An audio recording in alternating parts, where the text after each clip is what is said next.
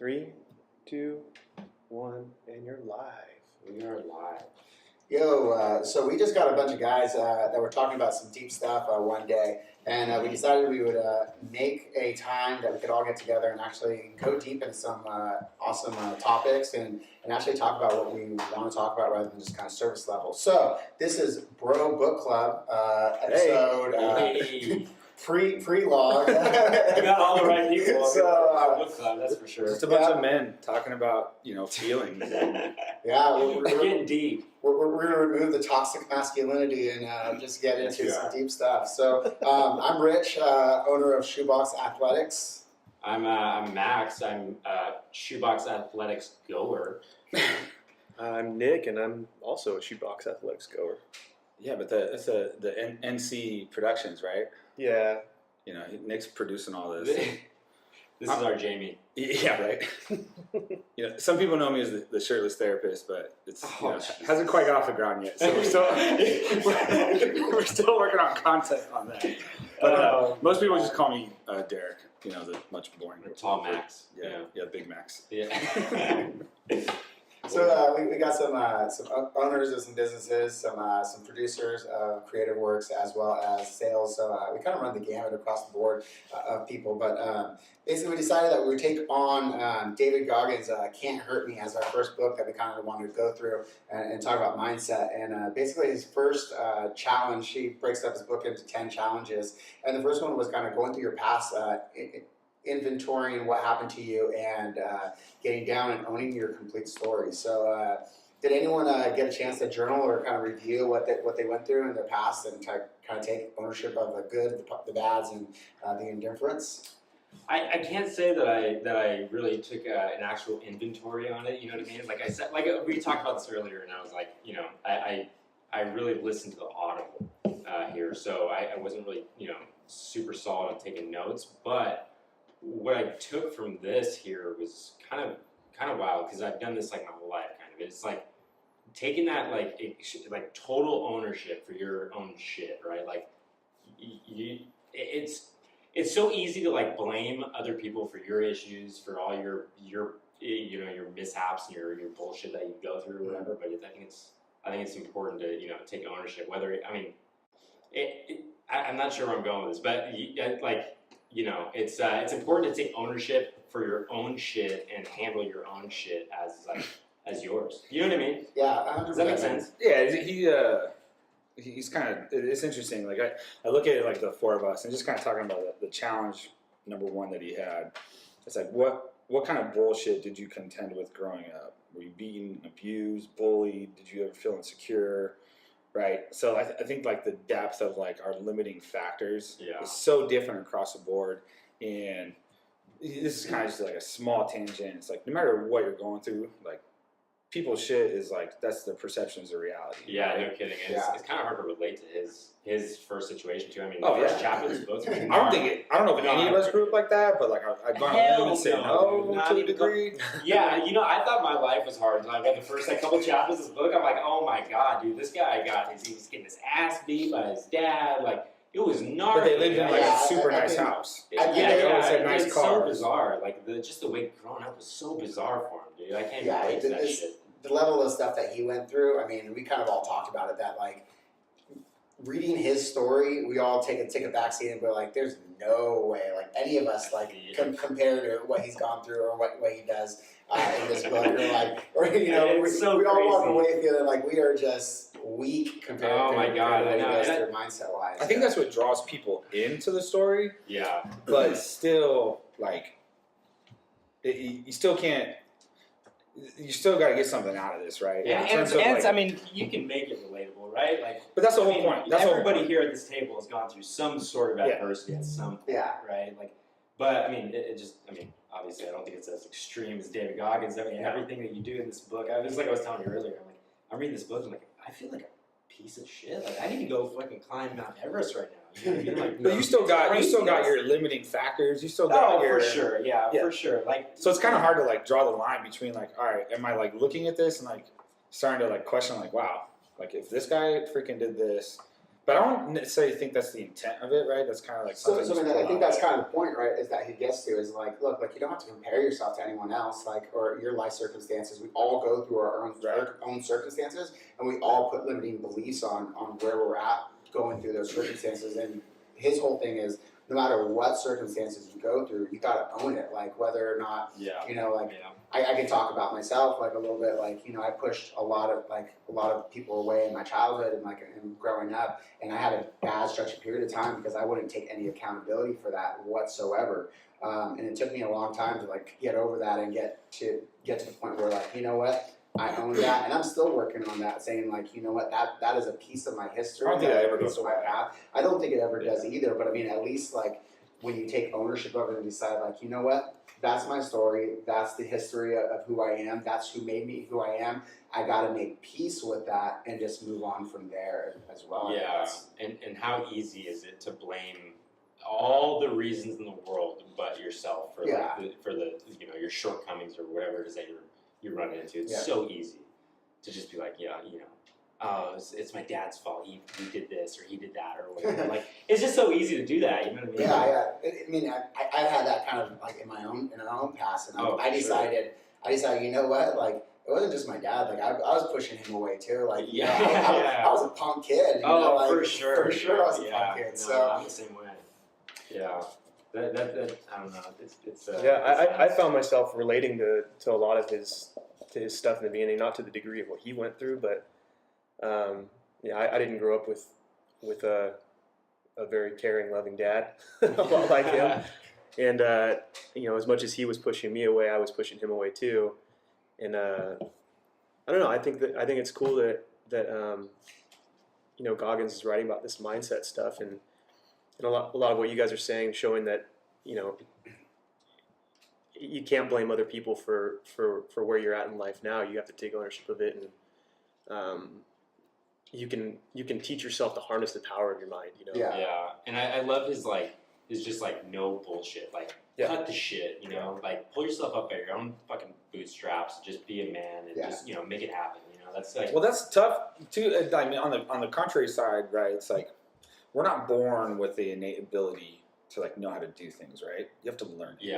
right? So it's like I've always like tried to be conscious of like, all right, let's look at people who have like a victim mentality, right? Who are victims to their circumstances. Yeah. Because which is learned mindset too. Yeah. Well, yeah. Now we're talking about like nurture versus nature, right? So somebody like and I've always like kind of gotten into conversations with this, and I'm like not on one side of the fence or the other, but somebody who's look here. I'll tell you what I'm talking about. Like somebody who's like born into poverty, right? Say somebody who's born into Africa, we'll go extreme. Yeah, like born into like a really poor area of Africa with no education system, right?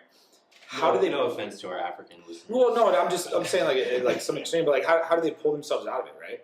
Like there's no mentorship. There's nobody there to show them, to teach them, or the infrastructure. To so get out of a situation like that. You know, and that's this is what we were talking about earlier at the gym, where you know, Anna, love her. Hi, Anna. Hopefully you're listening to this. Hopefully you get Instagram so you can actually watch this when it comes out. Which she said she was going to, so it's good. But you know, we're talking that like if you're not taught those things, if you don't have somebody to like look after, someone to follow after, like how do you have the mindset? Because it's so easy to be like, well, and I am a believer that like everybody in life has what they want because every decision that they've made has led them to that point, right? I think with this group, though, but as a kid, though, you don't have the choice. As a kid, though, you don't have that choice. As a kid, you don't. But like, I think all of us like are surrounded so much by people that are trying to better themselves. Like, it's easy for us to say like, but if you're never introduced to this kind of mindset, you're never introduced to this kind of like reading about something or you know working on victim mentality or growth mindset or any of that, like then all of a sudden it becomes really hard to really kind of wrap your head around like any of this. Maybe at first, but like once you get introduced to it, like then it's a choice, right? Because everyone's always like, oh, hang out with the people that like. If you're the smartest person in the room, you're in the wrong room. Yeah. Right? Yeah. Well, not if you're a mentor, though. Like. Yeah, there's different aspects of it, right? So it's like, who do you surround yourself with? And like, what kind of energy and vibe do you get from them? And And a lot of times, like when you're looking at like coaching or mentoring somebody, and I was talking to my teacher, my high school psychology teacher about this the other day, and like we should have him on because he writes books about this stuff all the time. Like he just wrote a book, like the things that like they should have taught in high school but they never do. Oh yeah. Right. So what are the limiting factors of like things you taught? Wait, they taught the in things high they school? should teach in high school but they never do. Like his book's called The Missing Pieces. And what kind of things? What kind of things are they missing in high school? Well, just the stuff we're talking about here. Oh yeah. Right? Like Do they ever life really- skills? Like Yeah, right. Like real time life skills. Yeah, they're going right? to teach you math and history, but do they really teach you how to like handle conflict? Yeah. They teach you yeah, how to for like sure. when you come to a fork in the road. Like my mentality is always take the most difficult decision. Don't take the easy route Right. because once you overcome that, then it'll be easy. Yeah. Right. So it's like I lesser totally challenges, agree with like what he's saying. Like lesson 1. Yeah. Like put your shit on there. Like be accountable. Look at it. Look at all the things that you don't want to look at and finally own up to it. It's just a challenge of like how do you get somebody into that environment to where they like can make those decisions on their own. Yeah, dude. And if there's anything to take away from this book, like one major key to take away from the book, it's the accountability. Like straight up, just having accountability for your own crap that you're dealing with. You know what I mean? Like 100% just ownership. Like own it. And that actually ends up being his second challenge, right? As soon as like Nice, go well, down number through, and you own your history, right? And you own like what happened to you. He's a firm believer of taking accountability and saying like, I am the way that I am now, and it's up to me to decide whatever my goal is, how I'm going to get there, and then taking a deep, hard look at yourself in the mirror at each night or each morning, and making sure that you're addressing how to get yourself to where you want to go. Right. So he has the whole accountability mirror, and he's big on tone, like not being like soft with yourself with soft words or soft sayings like, oh, I'm a little overweight, maybe I should go to the gym. He's a firm believer. No, you're fat as fuck. Yeah. He's a firm believer in saying, no, if you're overweight, call it what it is. Call a spade a spade. If you're fat, you're fat. Like that's that is one thing that be hard on yourself, but also understand that like, hey, like your first goal might be just like, hey, I'm gonna go to the gym for 2 days, and just make sure that when you wake up in the morning and you look in the mirror, you hit those goals. Like period. That's funny that you bring that up too, because I listened to his podcast with Joe Rogan. Yeah. And I mean, dude, if you haven't heard that podcast, you guys need to listen to this shit. That shit is not. We're having a podcast about a guy who has an amazing podcast. Yeah, that's what I'm and saying. only one guy here It's is listening to the Inception of podcast. Yeah. No, but he talks about that. He was like, Podception, bro. No, but he talks about that, like about him liking his bullies that were like, you're fat as fuck. And he went home, and it's not like, woe is me, like, I'm not fat, I should be accepted, like none of that shit. He looked himself in the mirror and goes, I'm fat as fuck. Yeah. He called spade a spade, like, straight up. Dude, that's why I walked into a CrossFit gym once. So like the old gym I used to work at. Wait, you were fat at one point? Well, Fat as I fuck. don't fucking I know wasn't that. like fat as fuck. You know what? I may insert God damn a it. photo. Yeah, into insert photo. Oh, Please Jesus. do it, yes. of both Derek pre-CrossFit and also Derek at the first competition. That's so funny because I But then present Derek day. with like a six pack. Present day. No, I'm pretty sure he was born with a six pack. legitimately, playing sports and working out, and like when I was in college, I had no responsibility, right? And at the time, so all I did was work out. So I was in shape and whatnot. But as soon as I started working and like had some responsibility and bills to pay, I was always so tired. Caught up with you, huh? Yeah, but it took the smallest little thing. I was holding my nephew, But I and mean, my like, sister was like, "Look at this picture. You look fat." And I was like, and obviously I didn't agree with her at the time. I was like, "Damn, okay, that's messed up." But literally the next day, I walked into a gym. I was like, "I need to work out, and I'm tired of going to like a regular gym." Yeah. So I was kind of accountable, but at the same time, I was like still freaked out about it, which is what like a lot of people will probably go through. And look at you now, 40 years old, best shape of your life. Oh man, 40 does feel around the corner. Yeah. Oh, don't worry, it'll be there soon. Don't Yeah, worry. yeah, I it's mean, coming from the 22. Coming from the 22. I'm 25. Right? That's a week ago, so take it easy. Yeah, he's the only one here under 30. Sorry, boys. Sorry. I still have my youth. All right, so we were talking about what challenges do, man. So like going through The accountability, right? yeah. Like, and accountability, no matter what your goal is, right? Like, you need to take accountability for doing the actions that you're going through. So I know, like for me, like owning the gym and everything, one of my big accountabilities was like kind of putting myself out there and being the face of my gym.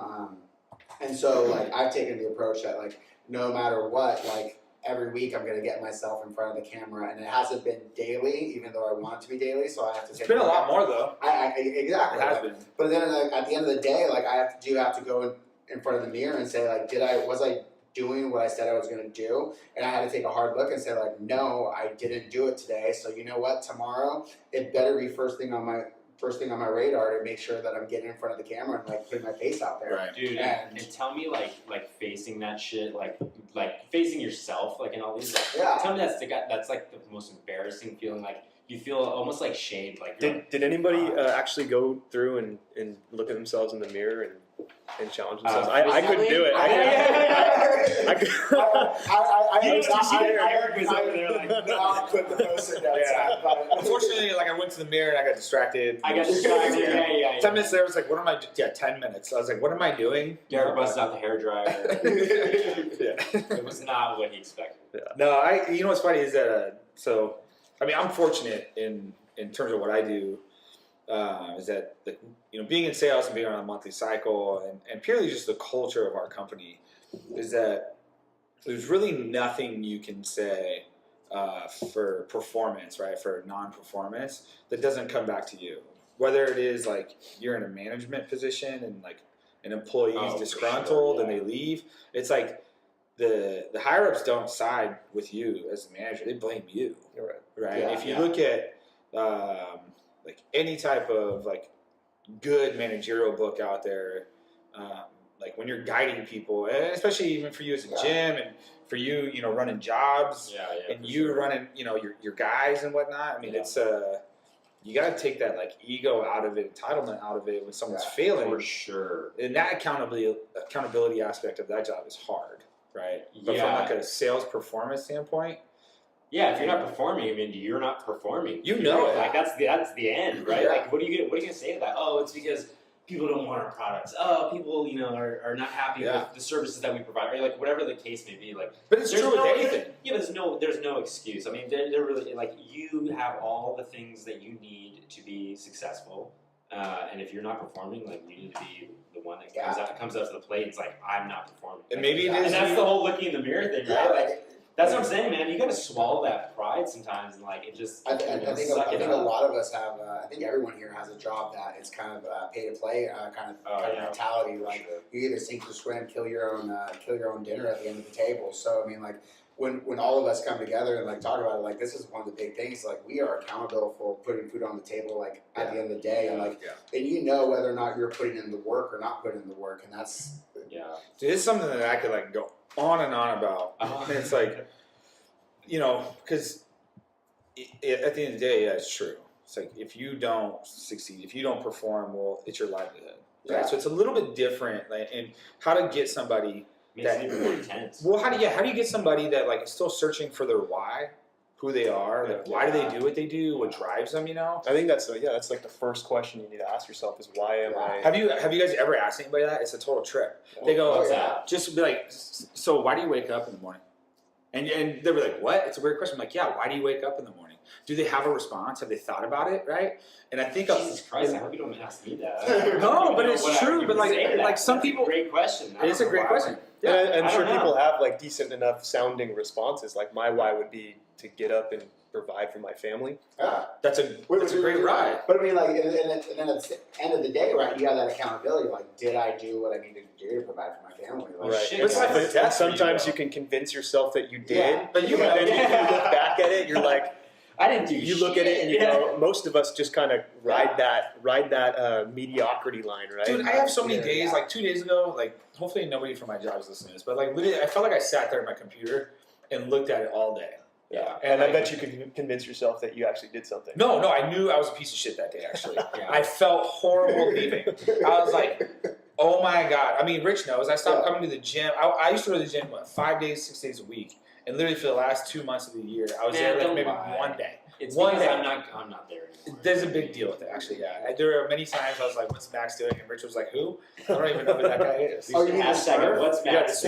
What's Max? No, I said, "What's Little D doing?" He's like, sounds okay. good. There you go. Yeah. Man, I'm so sick of this shit. But honestly, though, like, and it's so cliche to say, but like, and I've heard it a million times, but like when people want to succeed as bad as they want to breathe, it's like you start to I've see heard a that, difference, right? I've heard that speech. That's an epic speech. But it's going to be different for everybody that triggers that. I know for me, it was like when I like got my first commission check, I was like, "Holy shit! Like, what am I doing?" Nobody else needs to like motivate me now. I'm with you on that. Like that's what sold me. Like because off to the races. I did project management for like I don't know 4 years, like just starting my career. And honestly, dude, like I had like no motivation.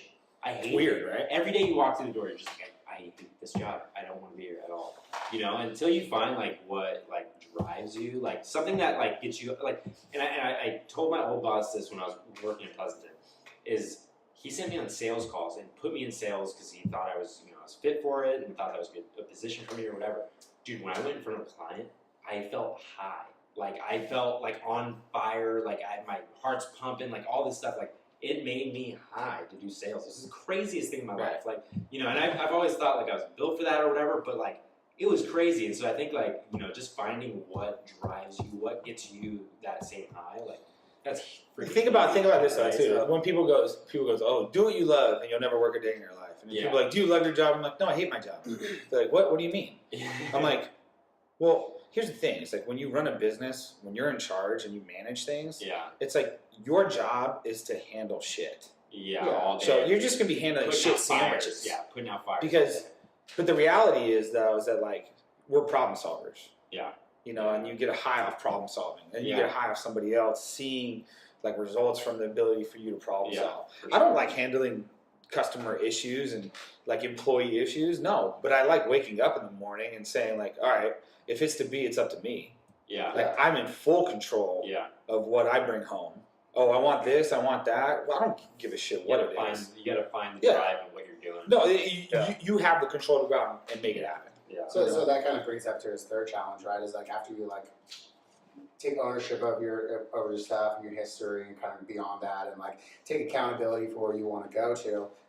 He talks about like doing the hard stuff, like callousing your mind against like waking up and doing the hard stuff like day in and day out to get to where you want to go. Like if you want to get in front of the camera and talk to people, like you need to get in front of the camera and talk to people. If you want to like do sales, like, and your heart's fluttering when you get in front of a client. You gotta get in front of more clients. I tell you guys the deepest of my emotions, and you just throw it in my face. I'm just imagining. I'm imagining the Red Bull Angel flying away. That's Max. Max gets in front of a customer. Oh, dude. Just floats away. Client's like, "What are you doing?" Max is like, "Red Bull gives you wings, baby." They're like, "What just happened, man? I'm telling you. What just happened?" That type of that feeling, man. You gotta find, even if you're stuck in like this dead end job, like, you gotta find something within that job that makes you feel like that.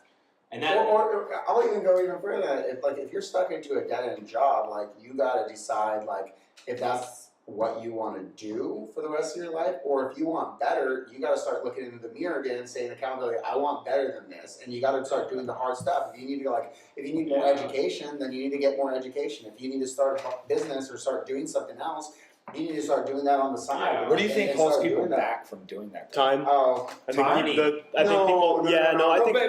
think people's perspective of time. Perspective. Not time, but a lot of people will say, "I don't have the time to pursue this. I don't have the time to find new circumstances within my circumstances." Such a bogus fucking. Of course it is, but I mean, this is the. I think people find legitimacy in it, though. Yeah, no, I know. But you know what? Not to give it any credit. But why do you think they want to find? So this is actually a great like spin off on this, because this goes straight into like the mental toughness, right? Yeah. So somebody's making an excuse to justify why some victimhood, right? And this goes back to what I said earlier. People have what they want because every decision they make, but why do you think they do that? I think this topic is super important for a lot of people that might be listening to this too, especially in your gym. Yeah. Is if you're doing that to yourself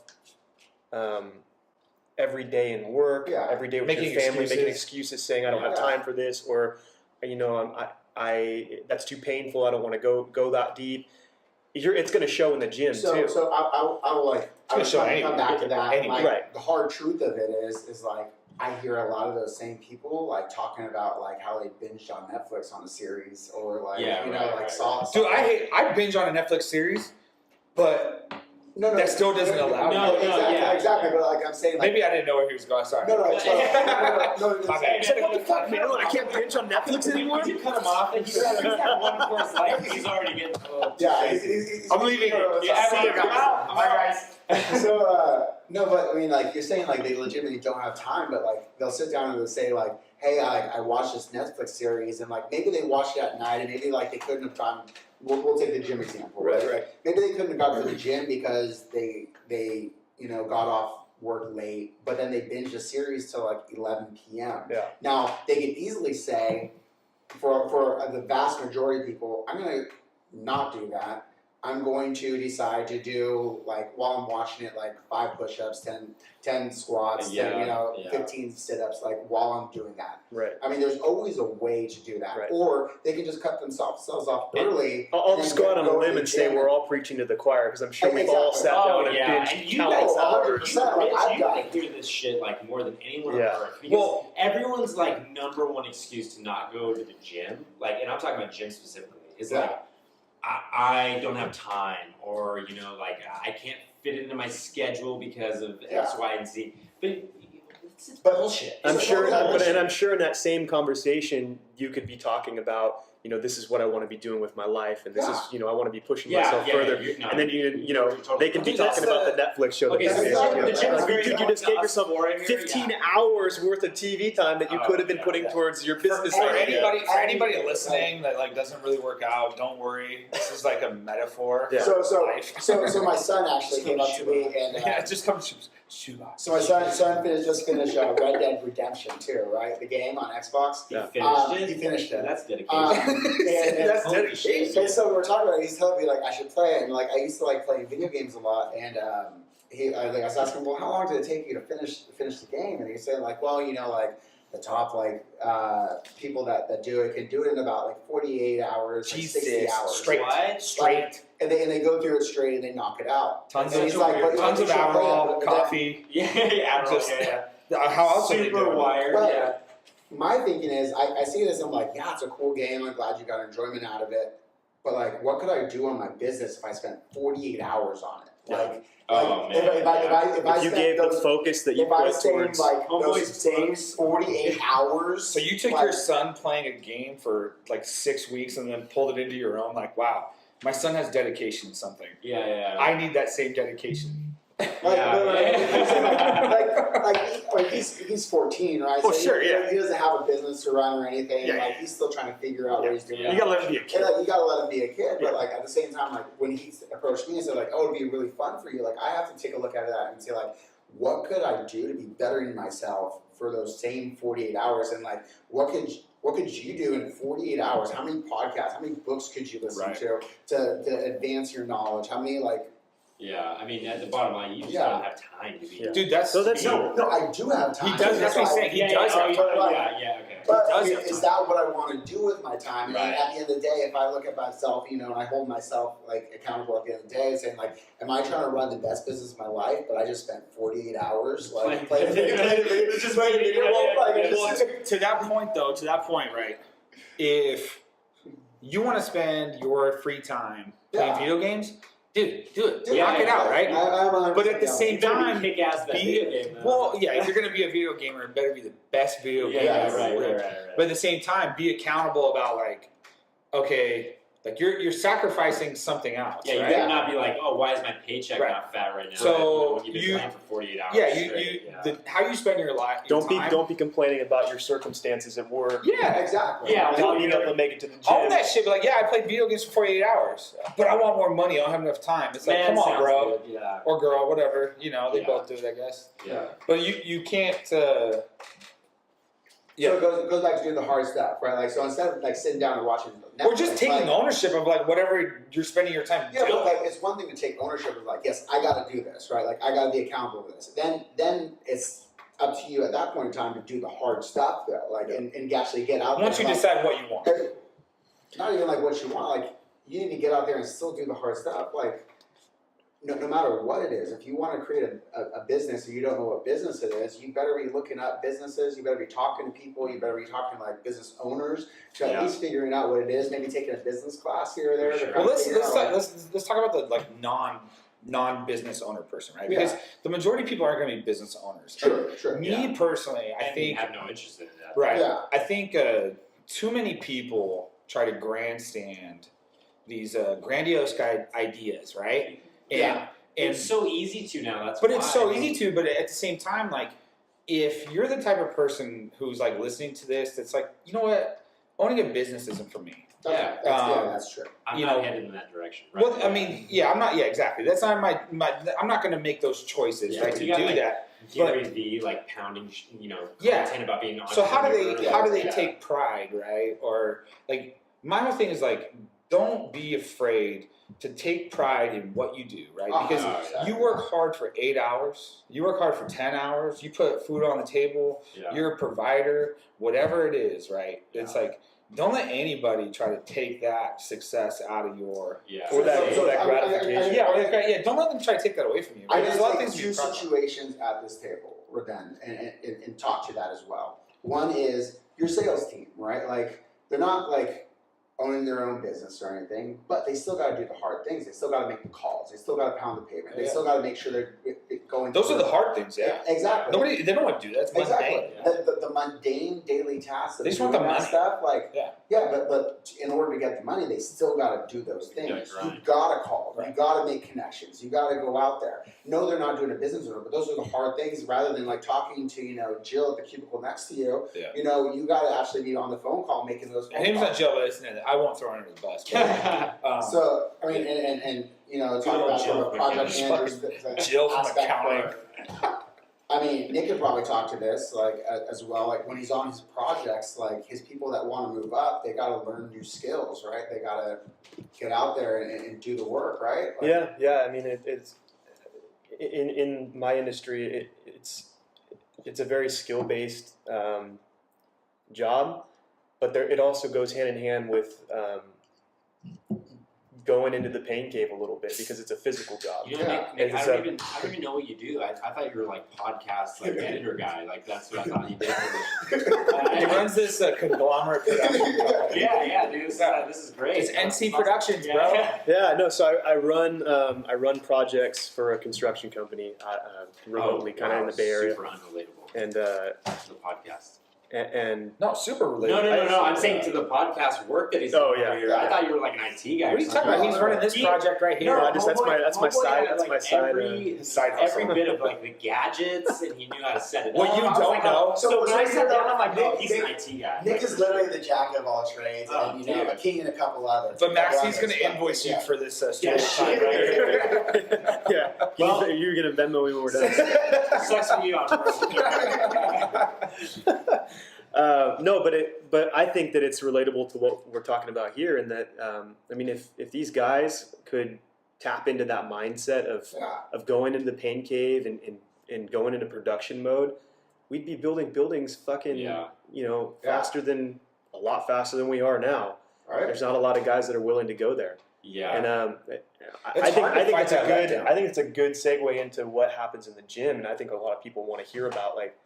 How do you get into that mindset? How do you get last round where you guys? There's people that aren't seeing progress in the gym that stop way too soon. Yeah, and Goggins gets into that a lot. Yeah, and we can all relate to this here because I know I've seen all you guys in the gym. Everyone here, everyone like here enjoys being in the hurt locker. Yeah, well, today it's we were doing a workout. I wasn't working out today. Yeah, but no. So Rich and I partner up, and this is such a quintessential example, right, of the type of mentality. Yeah. Right, because I don't need anybody to motivate me to say what I said to Rich when we had like 3.5 minutes left, right? So each round we're doing 10 thrusters. And then 30 toes to bar. 30 toes to bar? What's wrong with you? It was a partner workout. Oh, it was a partner. Oh, yeah. 30 toes to bar, 40 bar lateral. 4 bar lateral, $80. I know your program is ridiculous, but I didn't know it was that well, ridiculous. when we started, we were doing each Goggins round. would slap you in the face. Yeah. 30 toes to bar. 30? What? I know, he does like 500 100 pull-ups. You know what? Your lats are weak, Yeah, bro. yeah, I know. You have no lats. Man, he's a nut. But like it was, so we were doing each round in like 4.5 minutes, and it was 3.5 minutes left. Rich was finishing up like the burpees, and I was like, all right, bro, let's get 5 rounds.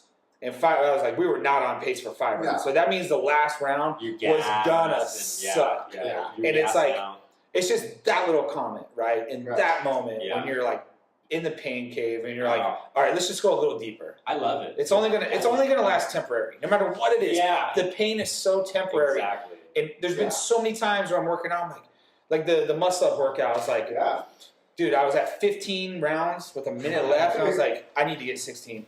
And I need to get 16. Yeah. And I picked up the kettlebell and swinging it, and literally with like 3 seconds left, I was like about to throw up. All day, every day, you will surprise yourself with that shit too. Like if you. How do you get people that aren't used to that mentality though to follow? So I was gonna kind of talk to that. What do you do to somebody that doesn't know how to get there, and when it starts hurting, they take that cue as I'm gonna die, or I can't go any further. When the reality is you can. How do you get those people to look at the workout and conquer it right then and there, and get that mindset started right there? I mean, I think it all depends on the person, right? Yeah. Like I think like when you're just starting, I think just getting through is like your initial goal. Like I see so many people that come through, I can't do this, I would never be that, right? And I did my own little story regarding this as well. Like you don't need to compare yourself to like someone who's been doing it for years, right? It knows how to do all those. Your goal is to be like show up and just be as consistent as that person. But this is true with anything. But this is so true with anything. Once you're there consistently, then you got to start to challenge yourself and start asking like, well, what do I want? Like, what are my goals? Like, what am I trying to get out of this, right? And that's starting to take accountability of like where I'm at. And then you got to start doing like. The next step is challenge 3 is like callousing your mind and doing those hard things day in and day out, getting there day in and day out. If they're not there mentally yet, like. Do we have this term? We have this term at work. It's called blind faith. Yeah. And it's like when we hire people, I tell them like, look, are you ready to suck, like miserably suck for 3 years? Yeah. And they're unconsciously incompetent. Like they don't even know they don't know, and that's such a hard stage to get people out of, and regardless whether they deny it or not, whether they're aware of like them being in that stage, some directional stage. And this is true for whether it be working out, your guys on the job, or whoever you're trying to teach, manage, motivate, right? Yeah. Like getting them out of that mentality it takes a long time, and people have to have blind faith. And did we live in such a pessimistic world where like people are so hesitant and cautious, and it's like. Who actually trusts you, right? Yeah. Because if I don't want to like segue into a different book here, but like Malcolm Gladwell wrote a book called Outliers, and he breaks down how like professional athletes in other industries become successful. Mm-hmm. And when you look at, and it's not so much skill based, which he talks about, which David Goggins talks about, is that like athletic ability to do an ultra marathon or to do a triathlon, right? Yeah. It's really like mind over matter type of thing. Yeah. And Gladwell breaks down the fact that like there's a lot of things out of your control that set you up to succeed when you were born. If you look at pro athletes in certain sports, like the majority of them were born within the first same 3 months. It's the hockey one. The hockey, baseball, really? Soccer. Yeah, because the cutoff times in the United States. Because the older kids are playing with younger kids, and they get picked for the all-star team. Yeah, yeah. And the rule of 10,000 hours, that whole thing. The rule of 10,000 hours. Yeah, to get good, to become a master or something, you have to do it for 10,000 hours. Wow, you guys are so knowledgeable. But no, so for someone at the gym, though, someone who's just starting out, take Satish, for example. That guy shows up to barbell all the time, and he's made such massive improvements, and it's like. But he's made massive improvements because he hasn't been like, oh, I'm not doing what Derek and Nick are doing at the gym. And I think he's more like, I'm just going to show up as much as they show up. That's a good thing to talk about too. That mindset and capability don't necessarily go hand in hand. I feel like you take your capabilities a lot slower than you're able to take your mindset. Well, the I think mindset is something that nobody can take away from you. I think anybody for could sure. walk into the gym and immediately start working on going deep into that pain cave and Yeah. getting that mindset. And that But pain cave not is different everybody for should everybody. be going into the gym and saying, all right, tomorrow I'm going to fucking lift 295 Oh, pounds yeah, of right. Terry. Yeah, exactly. I'm Yeah. doing that tomorrow. Someone Not could just- show up it's not- totally out of shape, like totally out of shape, and be in just as like the Hurt Locker as like Yeah, you know, exactly. all of us Yeah, here. exactly. But when you know, when you yeah. finish a workout, the like such cool part, like one of the best parts about it is like when everybody is at the same intensity of Yeah, pain, yeah, that's so right? yeah. Regardless of like what you did, right? That's that mentality. Yeah. So can you talk to the people listening about how maybe they can start getting into that mindset, or what do you do Oh, to man. get there? How would you coach somebody? Yeah. How do you coach somebody to get to that point? I'm gonna grab How a do I beer. coach someone Anybody like- want a beer? Have you ever? Yes. Yeah, you need a beer You're for right. that. You You're need a right. beer for this one.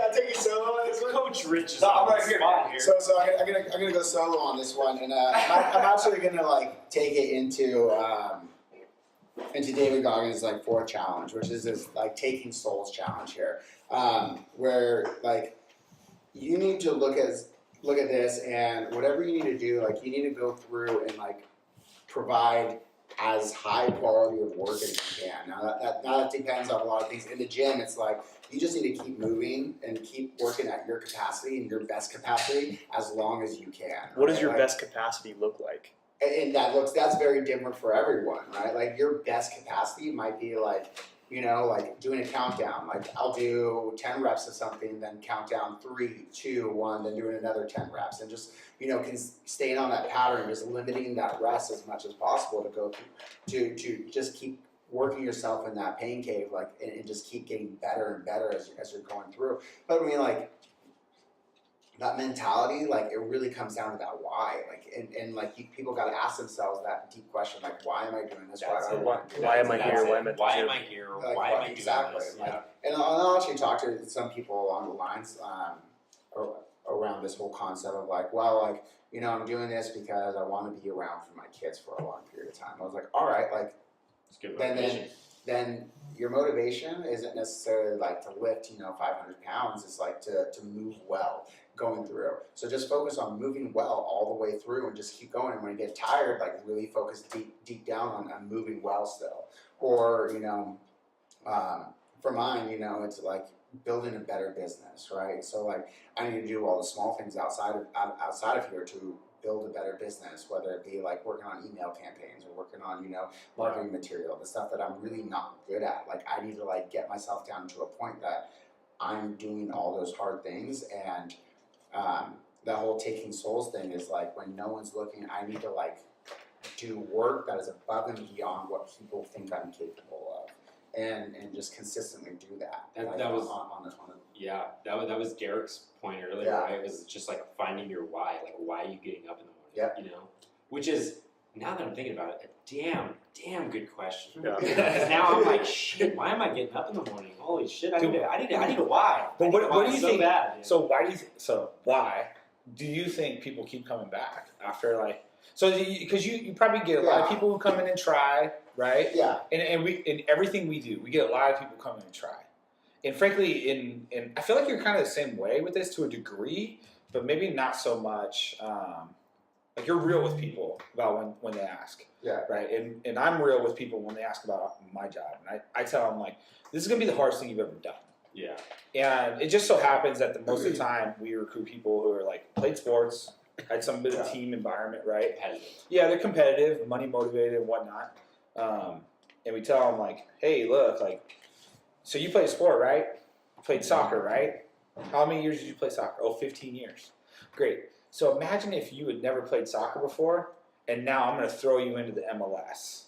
You're going to be playing Major League Soccer. Yeah. And that's what your experience is going to be like for the first 3 years of working at this job. Do you want to come work here? And they're like, yeah, they're fired up, right? They're like so ready to go. And then like literally 6 months in, they're like, oh my God, I didn't realize how hard it was going to I'm be. spent. It's like- yeah. Because most people see like, oh, the game day. Like game day is gonna be really fun. Like paycheck day is going to be really fun. Or they see don't people, right? Now we're talking about that mindset. The mindset to ability. They're like, oh, look at so and so over there, you know, just dunking, hitting threes from 10 feet behind the arc, and they're saying that if I do that, and they're willing to bring me on the team. What they don't see is homeboy shooting that same shot 4,000 times in the middle of 10 the p.m., night. 11 p.m., 12 p.m. Middle of the night, just to make sure he still got it. So what do you think keeps bringing people back? Why would people come back? Like somebody who's never even done it before. I mean, because we have some new people at the gym. We have some new people. Like, and they're great. I think our gym is very different in the sense that, like, I think a lot of times the support nature around it. Like, a lot of people, like, coming through, like, dude, you did great. Like, just keep coming back. Like, doing the mundane tasks. Like, just if you just show up. We have a firm believer was like, no, you don't need to lift heavier. You just need to show up. You just need to keep coming back. You just need to keep putting in the hours. You just need to keep, shooting the free throw. Me personally, I just want to see somebody who fights the letdown. Yeah, I want to see somebody who's like has that same mindset. With like we're both miserable. Yeah. Now, granted, physically, we did different things to get to the same point. Yeah. But right now, we're at the same point of just like wishing we could breathe, wishing like our muscles didn't hurt, and like begging for food and water, and like we're making it sound horrible, but it's actually we love it. I mean, I know it's such a weird thing, and that's what got me into CrossFit too. Like, I could be alongside of someone who is like significantly less in shape than me, and I'm kicking their ass in whatever workout it is, right? But I'm like watching them, and they're fucking like they're trying hard, and I'm like, damn, that's badass, that's cool. So you may finish after, but now you're like you're in their face, like, dude, finish, and you're all about it. Yeah. That's what kept me at your gym. It's like the community effort there, and just making sure everyone else is in the Hurt Locker too, with you, like. That's so. And the fact that everyone's shirtless, Max, it's just like that is true. I mean, it is all the shirt. I'll give you that, man. The first couple of weeks, Max, and I was like, "Will this kid please shut up and stop singing? I'm hurting right now." Like we just got off the assault bike, and Max is singing like, "Oh, we're halfway there." I'm like, God, no, we're not halfway there. She keeps going. I don't know why. So I mean, like, we all get that. We all get that mindset, right? Like, we all. Max just demanded a fist bump. We all appreciate, going to the Hurt Locker. But like, the reason I was like, maybe some people don't understand why, because like, for my why, like what the point is of going there. Is, like, we are surrounded by comfort so much. Like we live in the Bay Area, and like we're very comfortable in the Bay Area with mild temperatures and no harsh winters. And most people are making decent money out here. If you're living out here, you're making decent enough money to get by. Most of the time. So life is pretty good out here, but because of things get pretty good, people get soft. It's easy to fall into that. Really, oh my God, do people get soft? Do people get soft here? And whenever we go into that pain cave, whenever we go into that hard place, like, we recalibrate that softness. Everything seems a little bit better. The beer tastes a little bit more enjoyable. Like the couch and watching a show on Netflix at the night, knowing that you accomplished something, knowing that you did the work, that you put into stuff, like, just feels a little bit better. I'm loving all this talk about the pain cave because that can apply to every situation in life, and every single person. For sure. What happens when you're in the I look forward to the workouts when I get to the pain cave, and then I have to make that choice. And I'm like right there. I'm like, how bad do you want this? Dude, but that's literally you. How bad do you want to go right now? That's literally you at your job, though, too, right? Like, but you're like, oh, this sucks. Like, I'm gonna be here till 11 tonight, or whatever. No, but you kind of you have to enjoy that process. So that is I actually enjoy that. It's just grinding, dude. But I actually enjoy that. What I'm talking about though is that so I know of a specific scenario, and he knows about it too. Like, we were doing it was some workout that Rich and I were doing, and there's 3 or 4 other people in the class, and we got down to the final 20 reps, and I was in front of Rich, and then he would catch up, and then I'd get 2 in front, and he would catch up. So we both got onto the bike, and I was like, I know for a fact I'm getting off of this bike first on the last round. So it's 10 calories, boom, done. I'm like, all right, now 10 kettlebell swings with a 70. And I'm like, all right, you got 30 reps left. As long as you don't stop, it ain't gonna go. So what you're saying is like we got to the ball at the same time. We got to the wall ball. Like he was a little bit ahead of me this entire time, so he got a little bit more rest. So he got to the wall ball ahead of me, and like we both picked up the ball at the same time, and it was basically like just who's gonna put it down, and he's just like who's gonna put it down, like like he's. And there was nothing else I was thinking about. I was like, Rich is gonna do. If Rich doesn't put it down, I was like, I'm still going. There's no fucking trophy. There's no like. There's nothing like that's like on the other side of it, other than just like digging in and knowing that you did better. Not necessarily. I'm not better than someone else, but like you put forth your full effort. And I think for a lot of people, it has to come down to your why. Yeah. And I was just thinking about this while you guys were talking. Is my why is my kids. Yeah. And for me, growing up, I didn't have a great relationship with my dad until high school ended, and things kind of it settled down. We were able to talk about it, and we've overcome a lot of challenges since then. But I was really complacent for a long time until I had kids, and actually, that's when I started CrossFit. Is when I found out we were pregnant and we were going to have kids. I was like, well, shit. That's crazy. Most people would be like, no, I don't have time for that shit. Well, most people I talk to, they're like, oh, I needed to be able to play with my kids and hold my kids and be active with my kids through my whole life. And I've kind of hung on to that ever since. And I think that once I realized I was having kids, I told myself that I wasn't ever going to be anything like my dad. Wow. And I was never going to, I was going to be the best dad there ever was. I was going to be the best part of their day. I was going to be the best part of my wife's day. And I think that went into, that kind of bled into work. I was going to be the best on site. I was going to show my bosses that I was going to be the best. That bled into the gym. Every time I go in there, I tell myself I'm going to be the best in here. And that's not necessarily always true, but it's the mindset, right? I'm not going to go in there and beat Derek, half the time. I'm not going to go in there. I may beat Rich. Half the time. I don't really get to work out with Max, but that's the point. Is that you're it's not necessarily that you are the best. But it's that in best. Your mind, you're the best, and you're going to be the best you that you can possibly be, and that drags you into the pain cave. You know what I mean? That I feel like that pulls you in there, and it lets you. Prideful about it. It lets you take because yourself. You're expanding your limits. Like if you're always in your comfort zone, you're never getting outside of that comfort zone. You're never pushing those limits. Those outer edges. And right. You gotta get to those outer edges to push those. You gotta get edges. comfortable with being uncomfortable. Yeah. No matter what it is in life. Yeah, for sure. And that's where that growth, right? And I'm sure all of us can admit that. We're still preaching to the choir. All of us quit too soon. Oh yeah. I guarantee you, I don't push myself to my full potential. You kidding me? If I'm not ready to do burpees as soon as he's done, I'm like, I'm 3 feet away. There's a purpose. I'm 6 feet away, so I can walk over there. Every single Metcon that I do at Shoebox, every single time I'm like, shit, I could have done at least 2 more. That's what I was gonna say. Is how many times have you gotten back to the bar and you've had that internal conflict where it's like, I don't want to pick it up. I need to. I But then you gotta make that choice. But then you tell yourself. But eventually, everyone gets to the point they tell themselves I'm just gonna pick this up and do what I can. And that's what Goggins. That's what Goggins talks about in this book. Is just straight up just going to war with yourself. Go to war with yourself. War with yourself. But there's a lot of people that'll ask the question, what's the point? What's the point of going to war with yourself? To be better. Yeah. To be a better you. To be a better you. It gives you to push the edges. Well, it gives you purpose in life, and whatever it is. It's like because if you want to get super philosophical about it, it's like to be super philosophical. Why are we here? I'm really glad. So what are we doing? Right? What are we doing? Why are we doing this? Yeah. Well, I think it goes back into what I was talking about before. What was the question you just asked? Why are we doing this? Why are we doing this?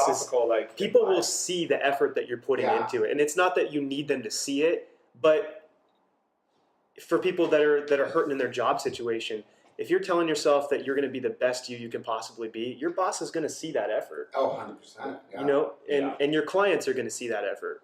Yeah. If you're telling yourself that you're going to go above and beyond to be a better you, everybody across the board is going to see that. I actually love that you bring this up because when he talks about taking souls and snapping the ban on that stuff.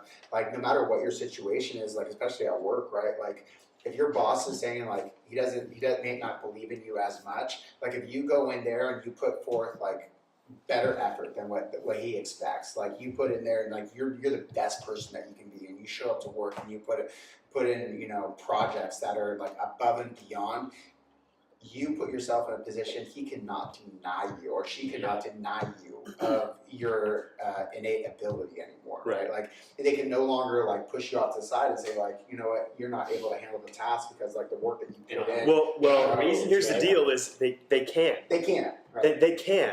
Yeah. But at least that you put out your best effort. Exactly. That's so funny. People can say whatever they want, and that's what Goggins gets at, is that they can come at you. And that's the whole point of the book. You can't hurt me. Dude, this guy, as long as you know you're putting out your best effort, you can't hurt me. Exactly. You can tell me anything you want. But I mean, I firmly believe that if that's the case, like, even if that's your situation, like, people around you are going to see that. Right. Like, people around you, there's going to be networks around. Like, someone's going to pick up on that. And they're going to pull you out of that situation and be like, look, like, your effort, your work is undeniable. Yep. And if you're not getting the situation that you want where you're at, like, there's this opportunity here. You're going to create opportunities for yourself just by doing that. Yeah. Luck is, and maybe there will preparation. Maybe there will be missed opportunities, but being in that mindset consistently, be it a day, be it a week, be it a month, be it years, it's gonna happen. You're gonna continually experience growth too. Yeah. You're gonna grow and you're gonna grow, and maybe the next time you come up to that person who said, "Hey, it's not enough," maybe the next time you meet them and you have that opportunity again, maybe at that time it's gonna be. I was gonna say, whether it goes noticed or unnoticed, like, you're still doing yourself a huge benefit by just doing your best at being you and just kicking ass doing whatever it is that you do. You're always going to benefit from that. Like, I mean, dude, personal growth is personal growth. Like, that's it. Period. It's just personal. I guess I look at it kind of like as a hermit crab, right? Like, hermit crabs grow out of their own shell, and eventually they have to find a bigger shell, like, to get into. Like, at some point in time, you're going to grow out of your situation, and you can find a bigger situation that you're going to find yourself into, and you're going to keep growing. What challenge round 4? I think that it's going through 4 and getting into 5th, which is because what we were talking about, like, the 5th one just, like, makes so much sense. Yeah. I mean, kind of going into that 5th challenge too, which we'll kind of bring up before we kind of wrap up as well as. I don't really remember the 5th challenge, so I'm gonna need you to read that one. It's Max just got the book 2 days ago. I mean, in my defense, I got the Audible, voiceover 2 days ago. Visualizing success as well as potential challenges, because, like, he talks about, like, when he goes into a race, and we didn't get a whole lot into David Goggins, so I'll just do a quick little summary real quickly. This guy, like, had a horrible childhood, like, came out of it, took ownership of it, went to the to the SEAL, Buds camp, had to go endure it 3 times. Like, his last time on, like, broken legs. His story is amazing. You got to pick up the book and listen to it. Didn't know how to swim. Didn't know how to swim. Like, this guy, like, had to lose 100+ pounds in 3 months, and, like, he just put forth the effort over and over, and eventually became an ultra marathon runner. And his first race he did completely unprepared. Oh my god! And no preparation whatsoever, and it's the San Diego 24-hour, and ended up having to run like 100 miles to get into the Badwater event, right? Because he wanted to support a fallen comrade. I think it's Chris Kyle. I think it was at the time, or Marcus Luttrell and the Lone Survivor crew. He wanted to support them in this race, so, like, he went into this 24 to qualify for the Badwater, and he ended up needing to run 100 miles, like, in this event, and with no preparation at all, like, on, like, a 3-day notice, and this dude it's so crazy. Like, this guy is literally, like, the king of adversity, because he faces this with no preparation at all, and just goes and finishes it. but with all the tools to accomplish it. He has the mindset, Yeah. like he does the hard things, he keeps himself accountable, he owns his own stuff, but then like on top of that, For sure. he'll go through and he'll visualize what he needs to do. He'll visualize also at points in time where he's gonna be hurt and like where it's gonna be hard and he's gonna have to ask himself, why am I doing this? Like he goes into this so many times, like when he's in Bud's camps.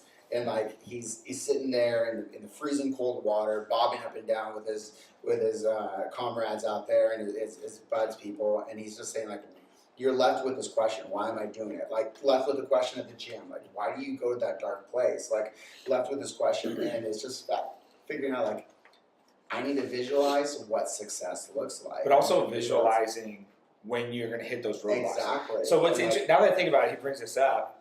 We're sitting here talking about like, all right, like when you get to the fork in the road, where it's whatever it is, and it's super painful, whether it's work, whether it's life, a relationship, anything, right? Yeah. I look at your workouts, and this is the easiest like analogy to make, but I'm like, okay, 6 rounds, okay, 30 minutes, great. It's going to start hurting around like 6 or 7 minutes. Yeah. Analyzing the pain. So I'm actually like mentally preparing, like, okay, how can I get to the last 5 minutes of the workout to put myself in a position to really just make it suck? Yeah. Mm-hmm. And like I know it's coming. Even if we try to go slow, even if you try to game the system, whatever it is, it eventually gets hard. It like the eventually last happens. 25% is where that growth is, right? Whatever it is you're Because doing. most people can plan out their workouts and say, how can I avoid the pain cave? Yeah. You can't if you keep It's gonna moving. get to you. Yeah. It's gonna get. You just have to make a decision Well, at you're some gonna find point. it in the middle of it. But most people, somewhere. I think most people, they look at challenges in life and they look at certain circumstances or certain things that they want or opportunities, and they just immediately say that like, oh my God, that whole thing was painful. And whereas like somebody, maybe like us four, if we walk into a workout or some other challenge, we're like, okay, I'm just gonna move. Mhm. I'm just gonna do it. I'm just gonna like take one step. I'm gonna write something down on a piece of paper. I'm gonna do this for the first 60, 70% of it. I'll even go back to the point that you brought up earlier today. For those people that like feel like they don't have time, right? Like that's the hard part. Like when it's 9 p.m. and like you want to take a class or something, you got to log on to Phoenix Online and like do the homework or like put the kids down to bed and then do your homework. Like that's the hard stuff. Like you need to figure out like when you get there, like I still need to do it. Yeah. Like, life is going to come in the way.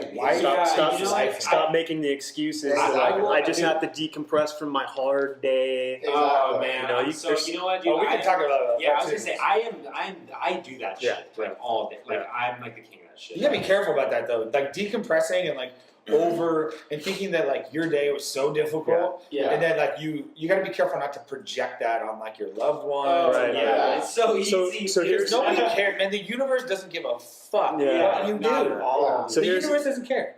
So I get up every morning, probably before most of you do. Yeah. I'm at work at 5 in the morning. That's Yeah. impressive. Why? Jesus. That's just the way it works. It in depends on construction. what work. And- Dude, that's when all the male hookers start, bro. And- yeah. Male prostitution gets going early. Yeah. That's funny. Yeah. I'm looking for. So I work in the city. I'm there at work on site, Upper market. running the job at 5 a.m. You're an animal. Sometimes it's at 3 a.m. So I'm getting up early, and I come home. I get here at roughly 1:30, and I have this 3-hour block span of time for me You're because lucky. the kids are in school. You're lucky. I am, but that it comes down to how do you utilize that time that you have. I mean, you can. Take your feet up on I the can couch I and can watch literally that. I can literally just go sit on the couch, turn on the TV, and fall asleep watching something stupid for 3 hours, Right. And or I could tackle the dishes. there's in no the sink. doubt you do that. Like every Oh, for once in a while, sure. right? Yeah, No, for sure. But like, what's your mentality? But that's my point. What's your is mentality is with that time? What are you to a trying to lot do? of you guys, the perspective may be, oh man, his job is really hard. He has to get up and be at work at 5 a.m. I have to get up at 9 a.m. It's a completely different world for most people. Yeah. But I have to make that decision for myself. I have all this free time, and I'm a perfectly functioning human. Yeah. You know, and it doesn't. There's things I could get done.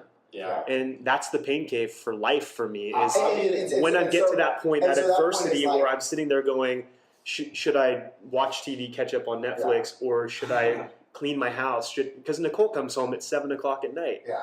Am I going to make her do the dishes? Am I going to make her clean the house? Yeah. I have that time to do it. That's my pain cave. So Nicole, I'm curious if Nicole's rolling her eyes right now. She's not. She's like, Alright, he doesn't good, do the dishes. He's so full of She's shit. sitting here like she doesn't He's so full of shit. She doesn't listen to podcasts. Yeah. Maybe We're good.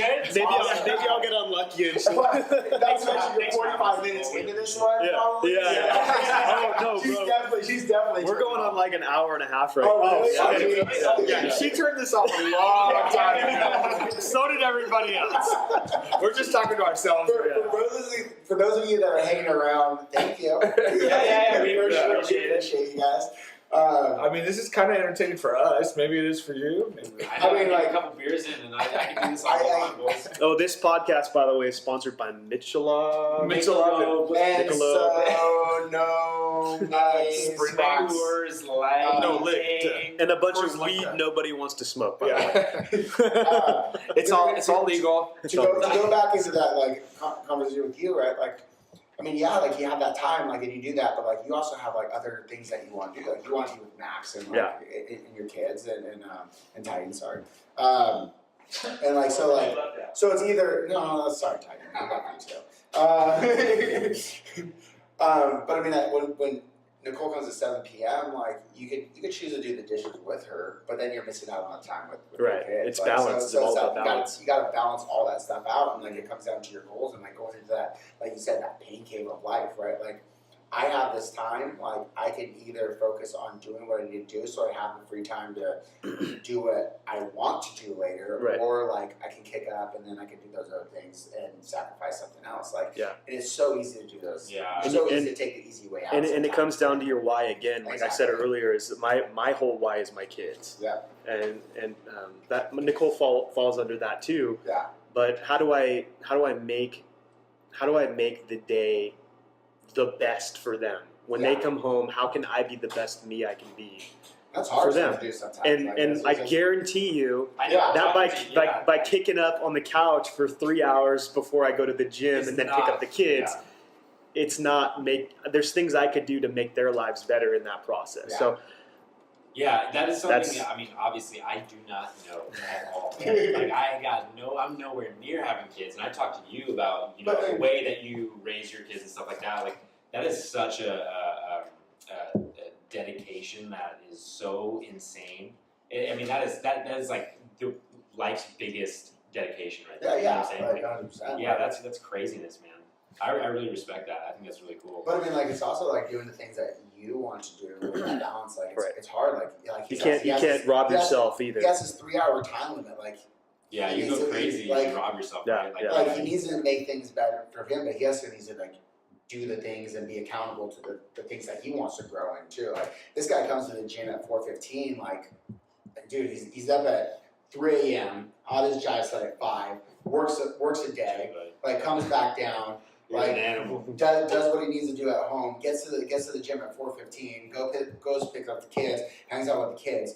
Like, where's your excuse that you don't have time? That's the thing though, is that thing. I can still find time. I can still find where I fall deficient Yeah. Yeah. in that process. Yeah. So- Even with all that going on, I know I can do better. So this Exactly. book, That's the literally, crazy thing. this right? book literally put that fire in me because I found myself after reading about this whole mindset. I found myself falling behind on a lot of shit. Like Yeah. I'm like, wow, I'm really not utilizing my time well. Like you falling know what I mean? behind on reading the book. Yeah, no shit. Yeah, that was the starting one. I'm like, wait a minute, I'm not reading this First book. failure, he didn't even know he was failing until. I didn't know I was failing until I read the book. Mate. Yeah. No, man, but like, you guys are exactly right. Like, you have to utilize your time well, and that was probably my main takeaway from this was like, I am not doing this right. You know. Well, like, dude, you're there's set so up many to hours. fail though. Like, and most kids aren't. And Yeah. it's like, What do you mean? Well, I think because our education system sets us up to fail a little bit because we're just told like to do the task in front of us, like repeat the task that's told to us. Yeah. There's no, well, like, even now there's no though, independent, like creative, like this is what I need to do. I need to challenge myself to grow and to That, and they have this like what Goggins refers to as just being soft, like, Yeah. and that's like I remember just being in high school myself, like they're soft, like if you got to treat you could everybody go, with like I respect. could literally walk into a class and be like, I'm not doing the fucking work because I don't want to, you know, and what is the teacher gonna do? They're like, okay, it's alright, you know, do whatever you're gonna do, honey, like, and that's the end of the story. There's natural consequences, but there's no real like. There's natural consequences, but I nothing's mean, gonna nobody make holds you you down. accountable. Like, no, you know, and you're a kid. Like, Yeah. you can't have the mindset of David Goggins when you're 15 years old. Yeah, you but know? you could nip it in the bud by Reading this fostering that in yourself. Yeah. You know what Yes, I mean, exactly. and then Yeah. giving that to your kids. Well, it's Unfortunately- tough though. It's tough. You look at all the influences, like that. I'm not going to say just kids, but just people. I mean, Rich, I know, like you and I, we started looking at like every day. Rich would be like, "What's your Instagram time?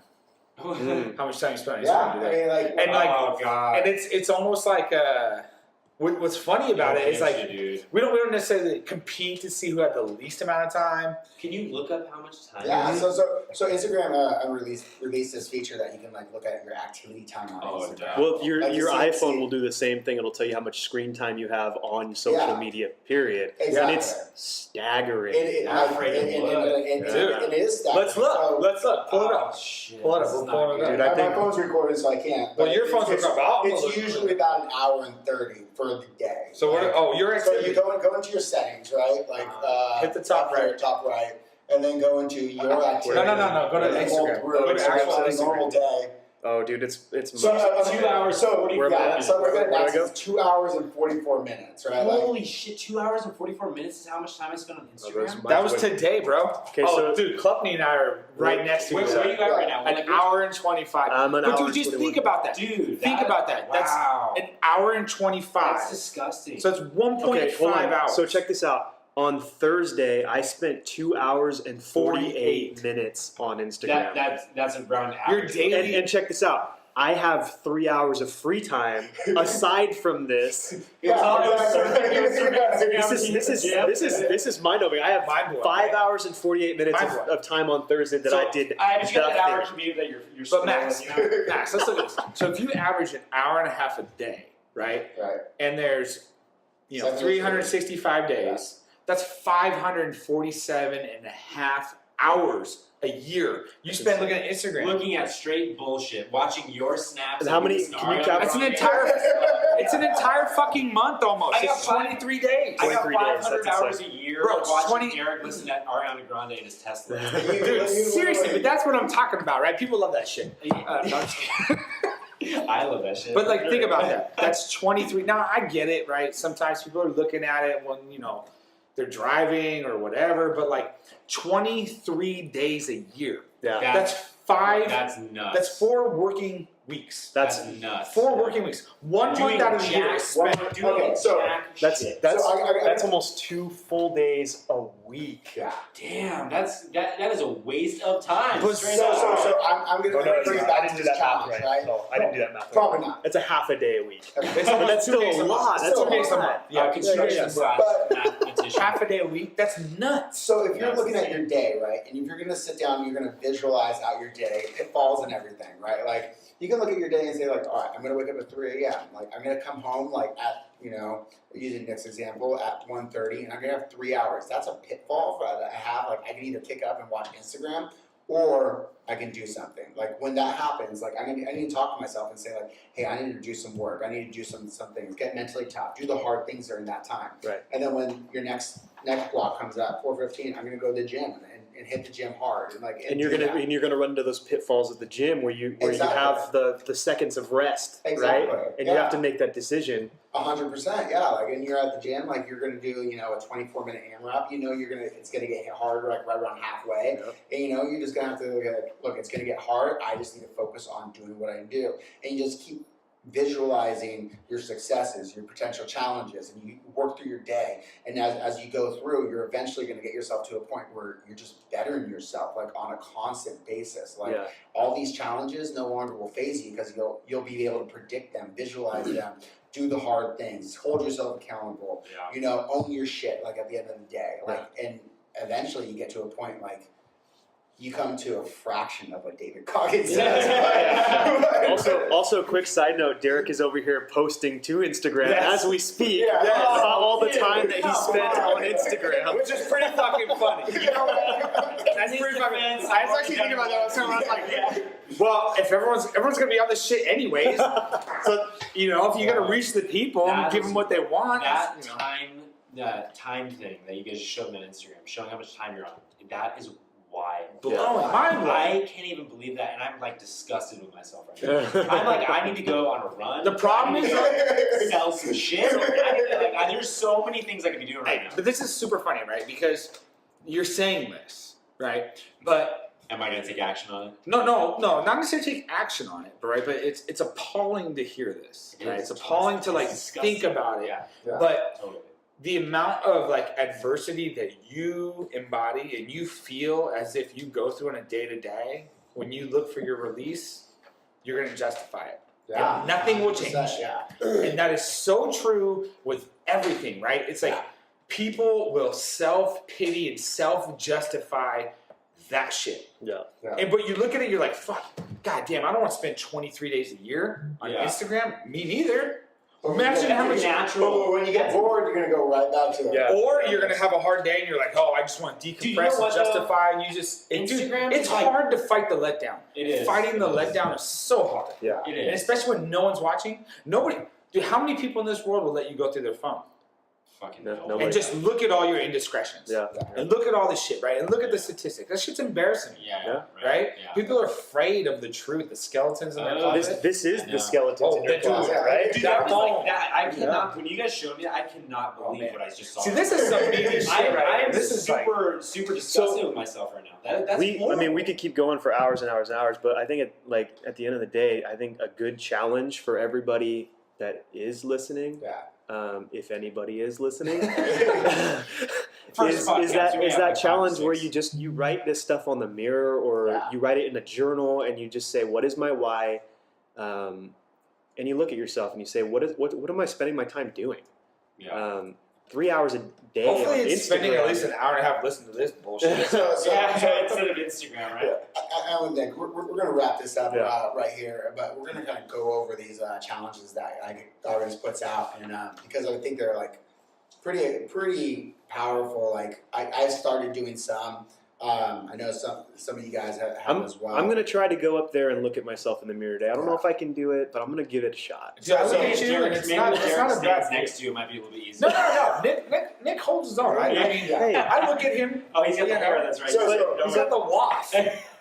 First thing first, right? It's like I did this. I don't know if anyone else did, but like I actually sat down and I actually journaled out like my history and kind of writing down like my past and like where I felt devastated, like where I go through. Like own your past, own your history, own what happened to you. Like own that stuff, bad, positive. And don't be afraid to like talk about it either. Yeah. Everybody has something, Yeah, and anybody who judges you for that is so full of shit. but you need to take. And they need to read Yeah. Can't Hurt Me. Yeah. You need to take Yeah. ownership of it, though. You can't say that you were a victim of the circumstances because your circumstances are your circumstances. Like he says, you better get used to them. You better start to like them, right? Because they created who you are now.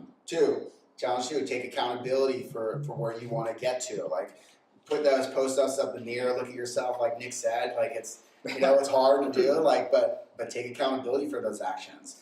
Callous your mind. Do the hard stuff. Like do the hard stuff daily. Like when you get into those slogs and you want to just turn on Instagram or like kick your feet up and take a nap, do the things that like lead you to where you want to get to and be accountable for those actions. 3, taking souls and doing, making sure you're putting forth the best effort that you can, regardless of your circumstances. If you have bosses or coaches that don't believe in you, make yourself and your work undeniable. Don't be a so they victim to can. your circumstances. Exactly. And then the 5th challenge for this one is visualizing success and your potential challenges. Like take a look at them, know where you may fall short, and make a plan of action so you can get above and beyond them. But that's about it. I think we're running on 2 hours now. So if you listened to this all, thank you very much. I'm Rick for Shoebox. I'm Max from Shoebox as well. I'm Derek, the shirtless therapist that doesn't post Oh anything. my God, would you put it with that? Nick, I'm Nick Efron.